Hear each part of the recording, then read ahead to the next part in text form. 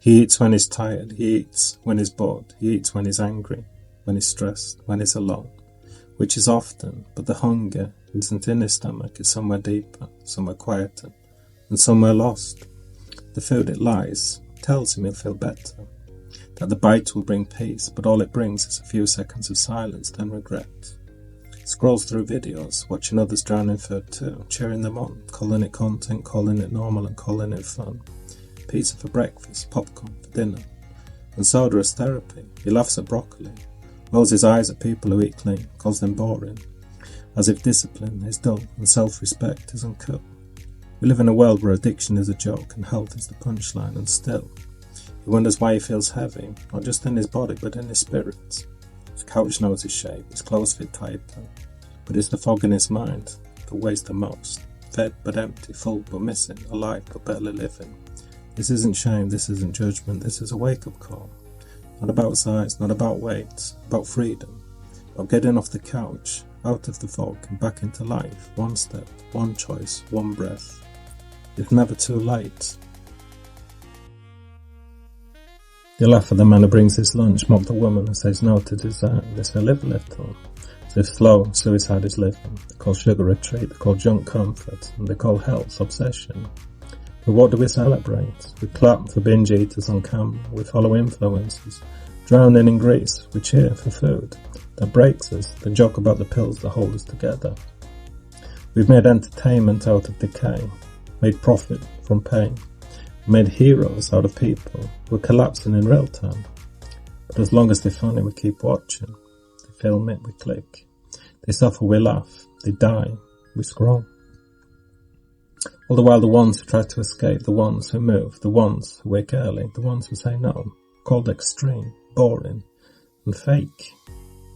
We don't shame sickness anymore, we shame discipline. But here's the truth. A world that celebrates decay will never understand healing. Not until the applause fades and the cost becomes too heavy to carry. Wake up at 5 a.m. You must be crazy. Skip dessert. You must be boring. Say no to drinks, to sugar, to chaos. They'll say you're obsessed, because in today's world, discipline is suspicious. Self-control makes people uncomfortable, and health, well, health is seen as an ego. Train your body. They say you're vain. You eat clean. They call it a phase. Speak with clarity. They say you're fake. You choose silence. They call you antisocial. Used to admire the ones who showed restraint. Now we mock them, because it's easier to tear down discipline than admit we've lost our run. It's easy to laugh at the runner than confront the voice that says I should be moving too. It's easy to joke about salad than face the reason where we keep eating to feel whole. So we point, we laugh and we shame. Not because discipline is wrong, but because it reminds us what we gave up, what we used to believe in, what we could still become. You don't have to be loud to be strong. You don't need validation to be free. So let them laugh and let them whisper. Because while they shame discipline, discipline rebuilds you quietly, patiently, and completely. Not everyone eats for hunger, some eat for silence, some for comfort, some just to feel something. Talk about weight like it's simple, like it's just calories in, calories out, but we never ask what's really weighing them down. Shame, loneliness, loss, fear. Years of feeling not enough, years being told to shrink, to smile, to stay quiet. No one sees that.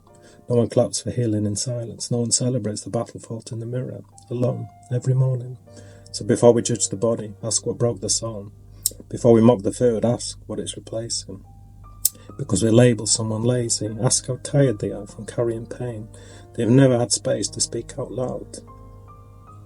We don't need louder critics, we need softer hearts.